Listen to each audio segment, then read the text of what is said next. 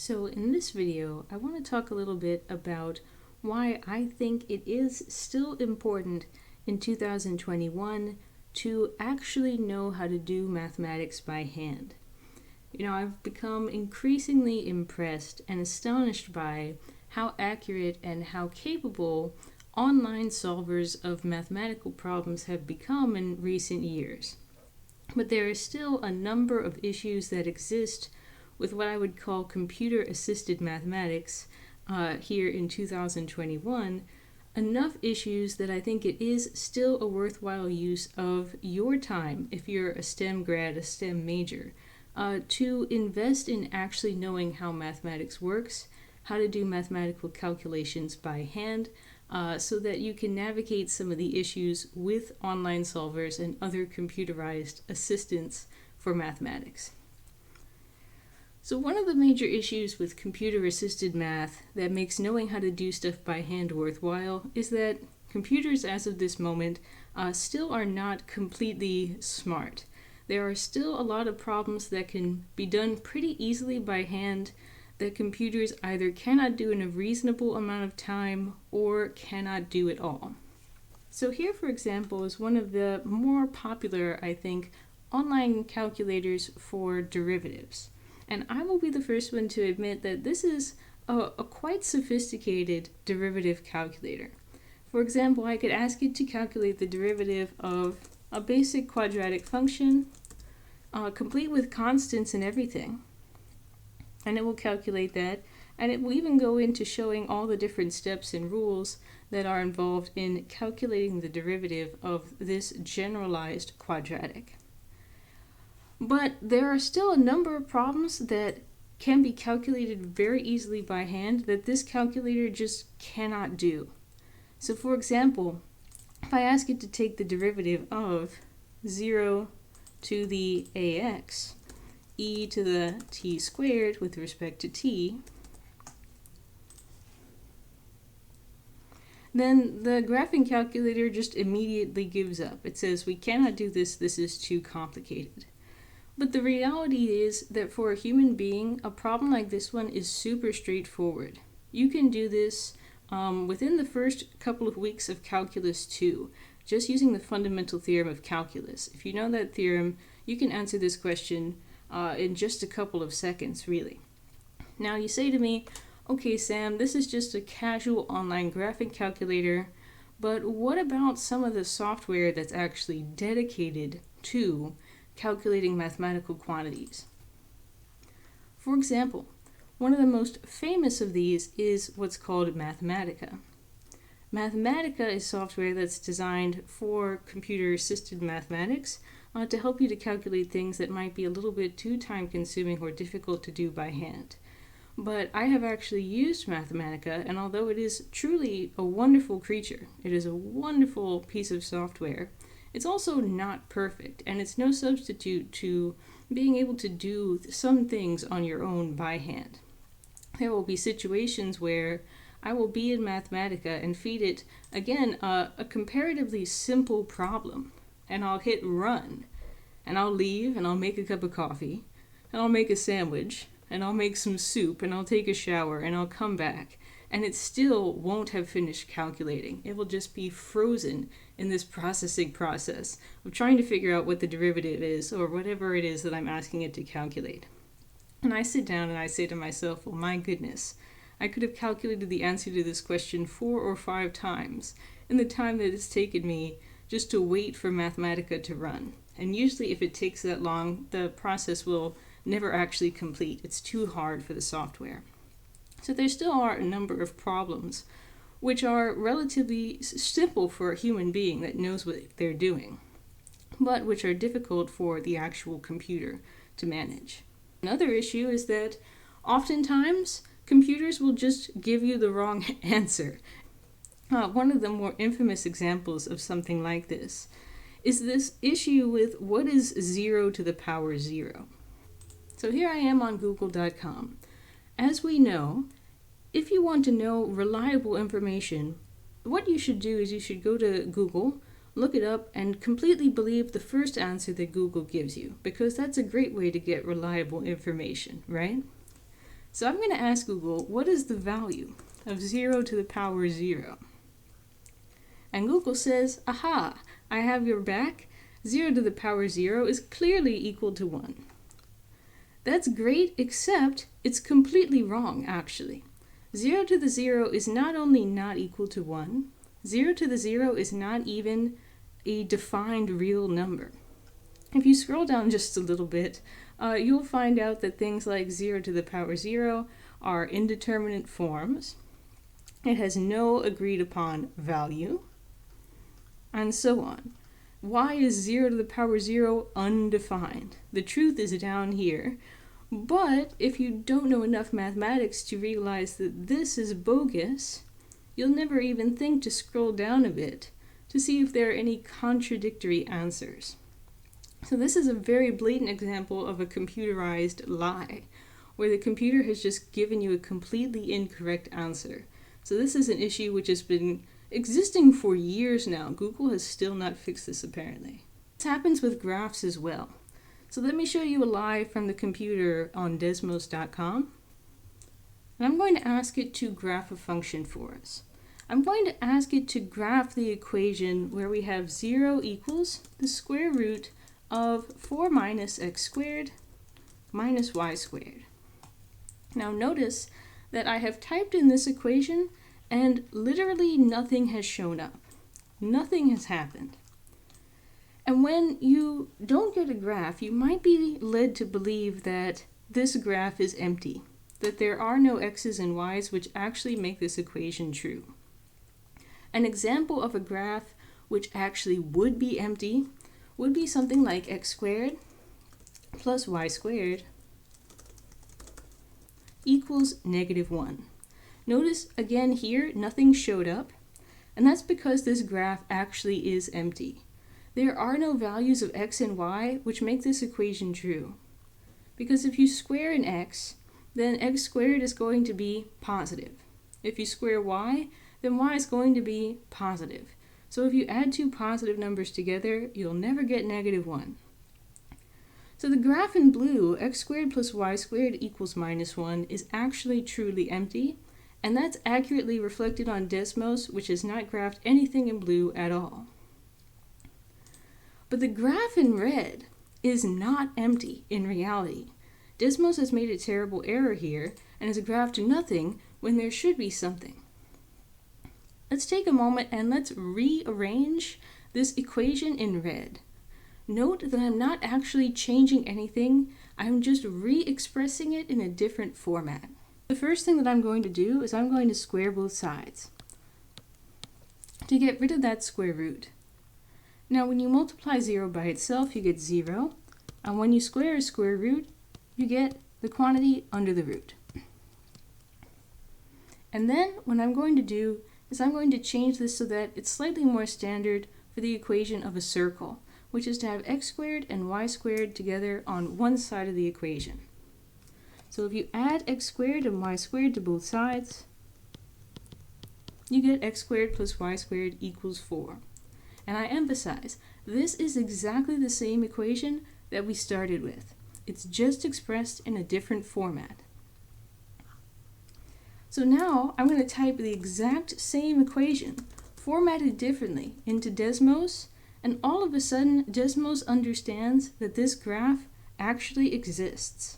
There actually are x's and y's which make this true, and those x's and y's form a circle of radius 2. So once again, we're confronted with a blatant lie from the computer. If you didn't know any better, and you just tried to graph the equation in red in Desmos, you might be tricked into believing that that equation is empty.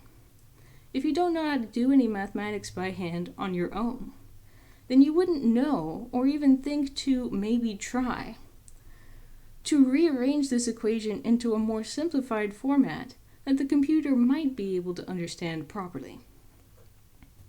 Now those two issues were fairly obvious, but the issues get more troubling as the applications get closer and closer to the kinds of things that you would do in real life. Computers are not just liars, but they're good liars, and they're sometimes very good at covering their tracks. So you need to get to the point where you know enough actual mathematics to be able to get a sense of when something has gone wrong, even if it might not be exactly obvious. So here, for example, is a question in Stack Overflow. So this individual is doing some work with data sets. This is the kind of situation that can come up pretty often if you're doing work in data analysis or, for example, in machine learning, where you have a big table of data and you're trying to analyze it using some standardized software, such as R or Excel. Now, this individual has tried to do an application with what they call a small set of data, only 19 pairs of X's and Y's in their table. But they're already encountering a problem with the software that they're using, where depending on which software they're using to get their answer, they're getting two different answers. R is giving them one answer and Excel is giving them another. This individual knows enough mathematics to have made sense of the information coming out of R, made sense of the information coming out of Excel, and recognized that there is a discrepancy between the formula that they got from Excel and the formula that they got from R. So the question is, why is there a difference? One of the more unfortunate aspects of Excel is that Excel is well known for making some rounding errors, especially in situations where the values in the data set are quite large or quite small. You can see in this response here, there's one important thing to notice. Excel got it wrong. It can't do rounding correctly. So just be on the lookout for that as well.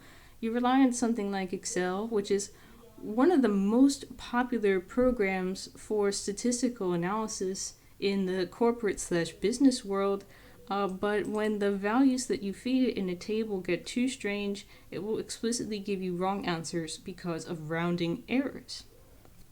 These issues also arise in programs that you might make yourself. Oftentimes when we're setting up a calculation and one of the numbers in our calculations has the potential to have some decimals at the end of it, we usually set up that number as a float. So for example, I might be working in a program and I'm interested in a variable called x, which has the potential to have some decimals after it. So in my program, I might say, okay, I'm going to set up a floating point number called x. But the issue is that anytime you try to store any number in the memory of a computer, there are going to be limitations on how many decimal points of accuracy the computer can contain. Even a float, which contains quite a large amount of accuracy, still has to stop storing digits somewhere. And if you're working with extreme data sets, or if you're working with values which might become extremely small or extremely large in the middle of one of your calculations, you can still run into rounding errors that can cause your answers to be wrong in really subtle ways. Now, not only are computers generally speaking not trustworthy, but the truth is that the best jobs, the ones that have the best job security, the best benefits, etc., the best jobs are ones that are going to require some innovation and creativity on your part. If your job solely consists of you taking an existing program, throwing some numbers into it, and getting a result, then your job is so simple that millions and millions of other English-speaking people will be able to do it. And if lots of other people can do your job, then unfortunately, that means that you're expendable. And if you start to rock the boat a little bit, if you start to ask for better hours, or for more money, then what's to stop your employer from saying, well, we can just get rid of you and replace you by someone who has fewer demands? The more basic knowledge you have of fundamentals, the more innovative products you can create. The better chance you'll have of taking an existing program, algorithm, or formula and being able to adapt it, specify it, change it, modify it to fit the needs of your company. The better chance you'll have of developing completely new programs, algorithms, and formulas. And it's this kind of creative, innovative work that makes you indispensable, that makes you irreplaceable, And that's the kind of work that pays well.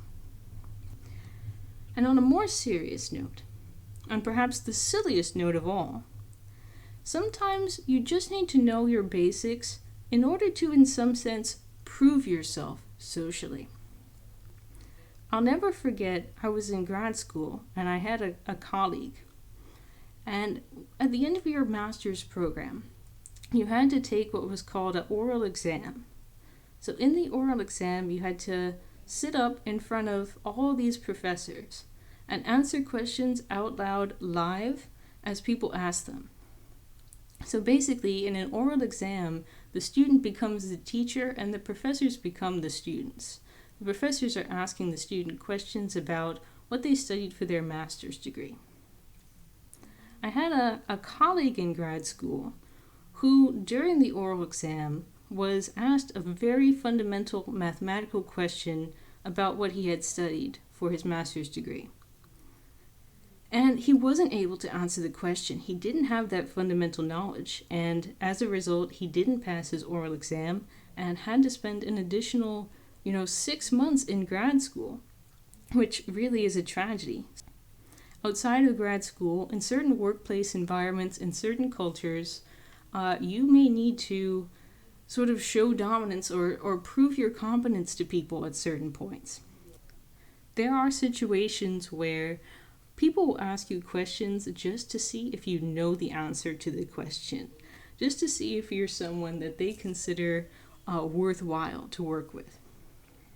This happens in job interviews as well.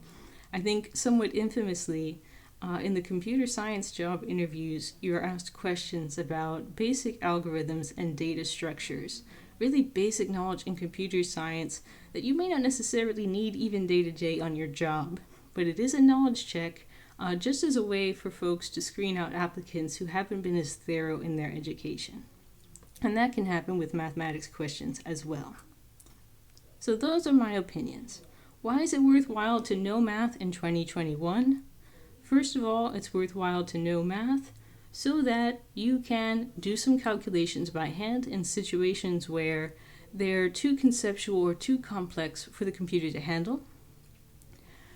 It's important to know how to do math by hand so that you can detect situations when the computer is lying to you or is giving you a false result, even if those situations are a bit subtle.